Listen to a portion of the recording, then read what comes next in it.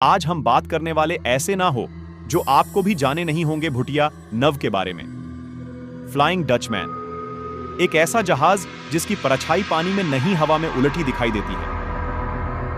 Africa के तटीय समुद्र में जहाज पर नाविक ईश्वर से मौसम खराब ना होने की प्रार्थना करते हैं। इसलिए नहीं कि ये नाविक तूफानों से डरते हैं, बल्कि इसलिए क्योंकि मौसम खराब होने पर उन्हें फ्लाइंग डचमैन दिखाई देता है और इस जहाज का दिखना एक अभिशापित भविष्यवाणी है जो किसी की मौत के साथ पूरी होती है। 17वीं सदी की मिथक लोक कथाओं के मुताबिक फ्लाइंग डचमैन एक ऐसा भूतिया जहाज है जो कभी बंदरगाह तक नहीं पहुंच पाया। इन मिथक कथाओं के अनुसार इस भूतिया जहाज को तेज रोशनी फेंकने वाले जहाज के तौर पर देखा जाता है और जब यह रोशनी किसी को दिखाई देती है तो वो जल्द ही मौत की नींद में सो जाता है।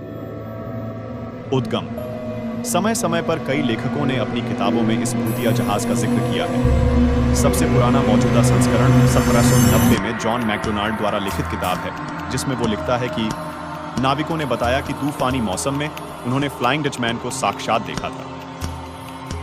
ये कहानी इस तरह है कि लबादा ओढ़े डचमैन को खराब मौसम में अपनी नाव को दरगाह तक ले जाने के लिए कोई पायलट नहीं मिला और उसकी नाव खो गई और तब से खराब मौसम में उसकी झलक दिखती रही।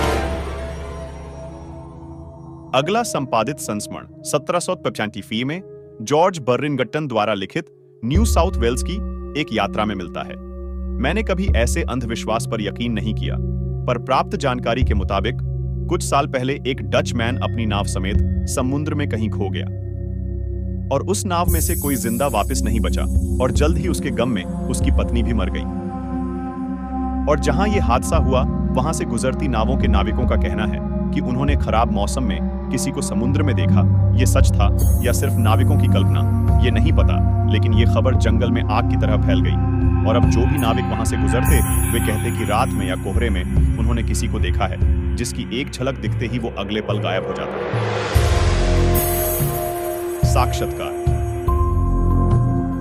राजा जॉर्ज पांचवें ने अपने भाई और कुछ और लोगों के साथ इस जहाज को देखने का दावा किया है। 11 जुलाई 1880 को सुबह 4 बजे फ्लाइंग डचमैन को मैं, मेरे भाई ने और कप्तान ने तेज लाल रोशनी में देखा और जब उस भूतिया जहाज को ढूंढा गया तो समुद्र में उसका नामो निशान भी नहीं था। लेकिन फिर से वहीं पर इस भूतिया जहाज को 10 40 पर 13 लोगों ने एक साथ देखा।